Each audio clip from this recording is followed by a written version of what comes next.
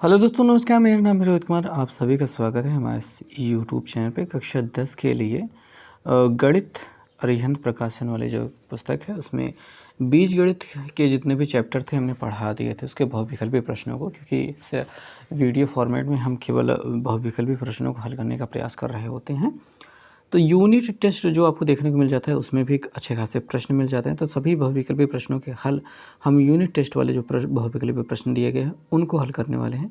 Okay, तो यहाँ पे स्टार्ट होता है यूनिट टेस्ट 2, जिसमें कुछ क्वेश्चंस हैं वो हम देखने वाले हैं और बहुविकल्पी प्रश्न ही सारे रहेंगे जो देखेंगे हम लोग। और पहला क्वेश्चन हम यहाँ पे क्या देखते हैं कि यदि एक बहुपद, ये बहुपद पूरा दिया गया है लंबा सा, इसके शून्य के दूसरे के व्युत्क्रम है।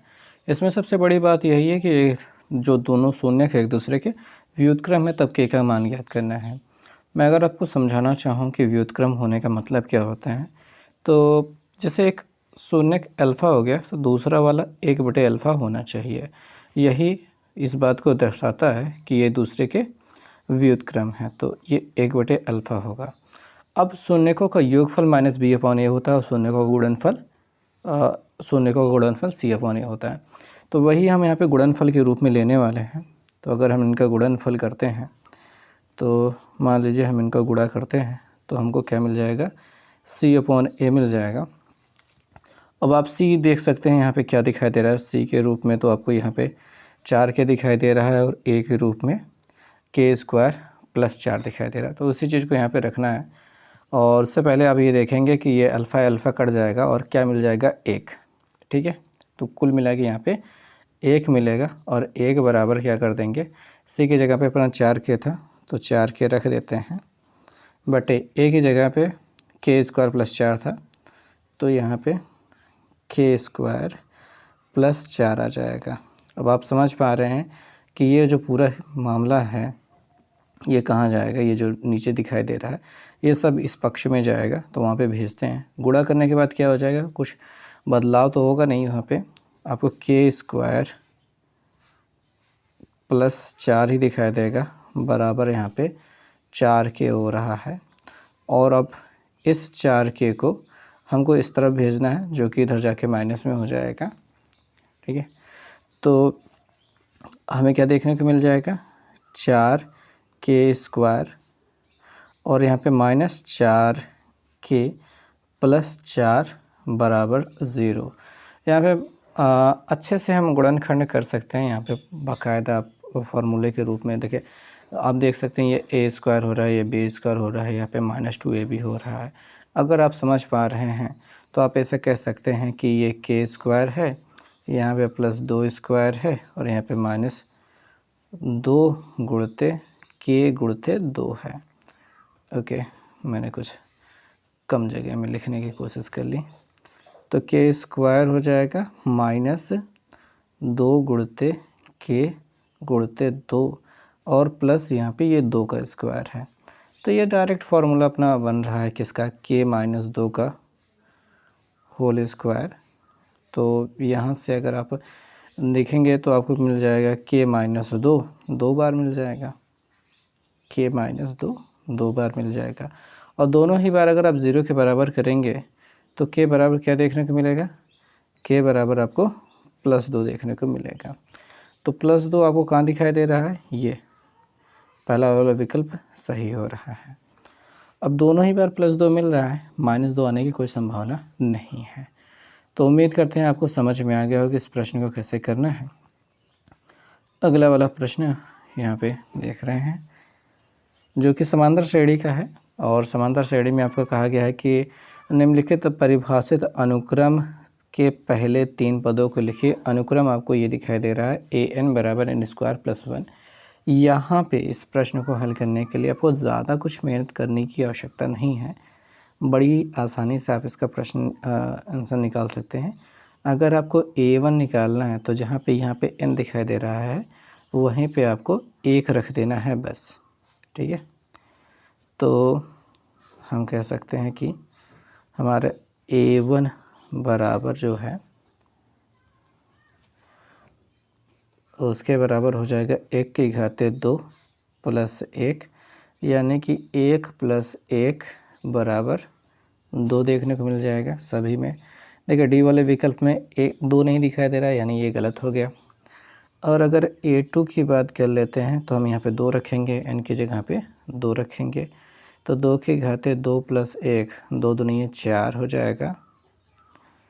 4 + 1 बराबर आपको 5 देखने को मिल जाएगा। तो आप यहाँ पे 5 देख सकते हैं पहले और दूसरे विकल्प में, तीसरा वाला विकल्प गलत हो जाएगा। और तीसरे वाले अगर बहुपद की बात की जाए, A3 की बात की जाए तो 3 के वर्ग + 1, 3 3 का 9 होता है, 9 + 1 बराबर होता है 10। तो 10 वाला सही होगा, बाकी सब गलत हो जाएंगे। तो आप कह सकते हैं कि आपका बी वाला ऑप्शन करेक्ट है। ओके, तो इस प्रश्न को ऐसे ही किया जाना था, ये हो गया। अगला वाला प्रश्न देखते हैं कि यहाँ पे अनुक्रम में कौन सा पद 124 होगा, 24 कौन से नंबर पे होगा, ये आपसे पूछ रहा है। अनुक्रम में आप देख पा रहे हैं कि आपके पास है ये पहला पद 4 है और सर्वांतर कितना हो रहा है। तो यहाँ पे हम सभी चीज़ों को लिखने का प्रयास करेंगे कि आपके a का मान, ठीक है, प्रथम पद a का मान कितना हो रहा है, वो 4 हो रहा है। सर्वांतर d का मान 9 - 4, यानी कि पहले पद को घटा देंगे तो हमको मिल जाएगा 5। और यहाँ पे an, यानी कि हम ऐसा अंतिम पद कह सकते हैं an बराबर हो रहा है 124, ठीक है, 124 हो रहा है। फॉर्मूला क्या होता है, अगर आपको फार्मूला याद है तो फार्मूला होता है an बराबर a + n - 1 d होता है। दो जिन चीज़ों का मान हमको पता है वो रख देंगे और जिनका नहीं पता है वो निकाल लिया जाएगा।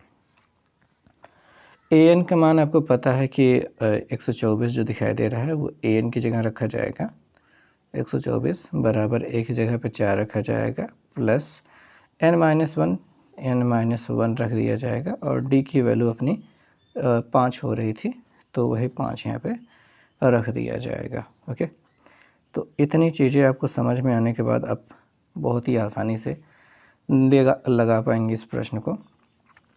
लगाने के लिए आपको करना क्या है कि सबसे पहले तो देखेंगे ये जो +4 है ना, इस +4 को इधर की ओर भेजेंगे ताकि वो माइनस में हो सके, ठीक। तो 124 में 4 घट जाएगा और यहाँ पे n - 1 गुणते 5 ऐसे रहने देंगे। तो 124 में 4 गया तो 120 मिल जाएगा और इस 5 को इधर लाके भाग करना होगा, तो डायरेक्ट थोड़ा कर रहे हैं, n - 1 5 से भाग करेंगे, 5 दूनी 10 और 5 चौके 20, 24 मिल रहा है। और n उधर जाकर फिर जुड़ जाएगा, ठीक है, इस -n को इधर भेजा जाएगा तो वो प्लस जाके हो जाएगा। तो हमको लास्ट में n बराबर 24 से 25 देखने को मिल जाएगा, तो हम 25 कह सकते हैं कि हमारा सही जवाब है। तो ये सी वाला विकल्प हमारा सही हो रहा है। तो इस प्रकार से इस प्रश्न को हल किया जा सकता है। घ वाला प्रश्न की बात कर लेते हैं। तो यहाँ पे कहा गया है कि यदि अल्फ़ा और बीटा द्विघात बहुपद इस बहुपद द्विघात बहुपद के शून्यक हैं तो अल्फ़ा माइनस बीटा का मान क्या होगा। तो अल्फ़ा माइनस बीटा तो हम तब निकाल पाएंगे यार जब हमें अल्फ़ा प्लस बीटा का मान पता होगा और अल्फ़ा बीटा का मान पता होगा। चलिए देखते हैं। ये सिंपल सा अपना मानक रूप दिया गया है समीकरण का, सूत्र का, ठीक है, बहुपद का।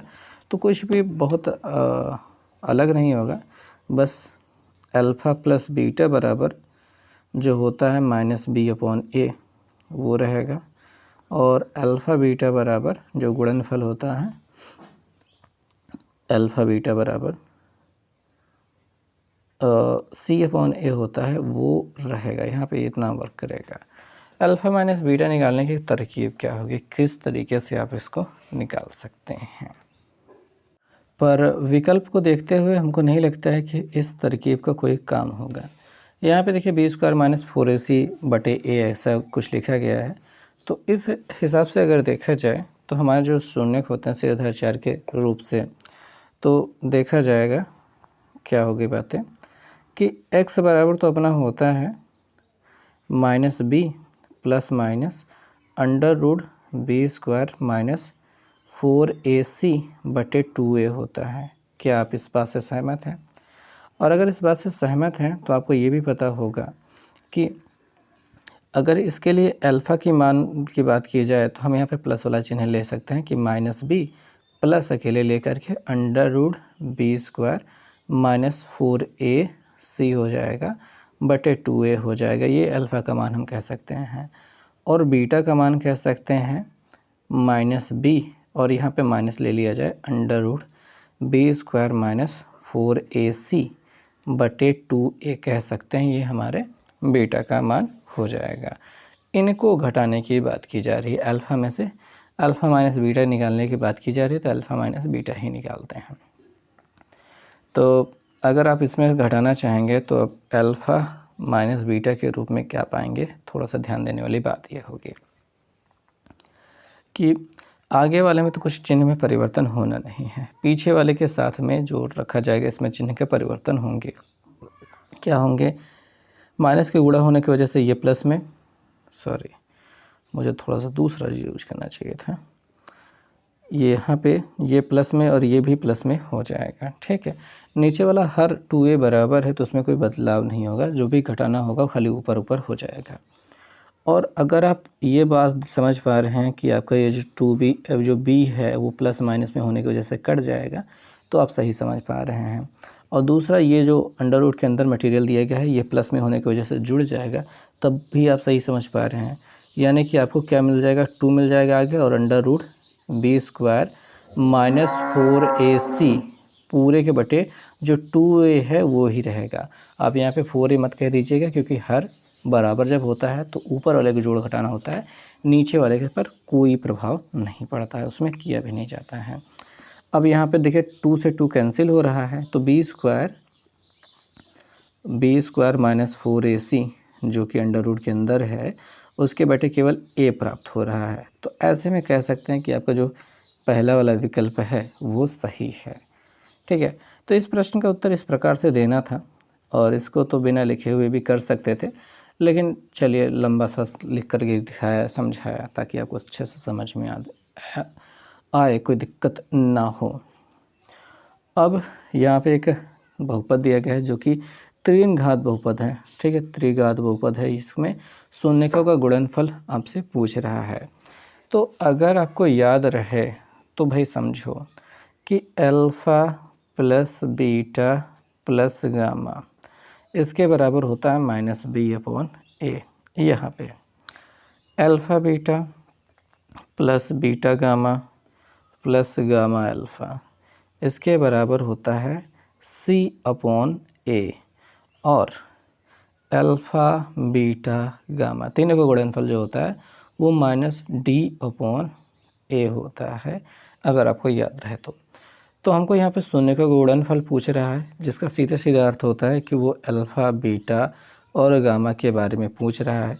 और यहाँ पे आपसे क्या निकालना, -d/a, तो -d कौन होगा?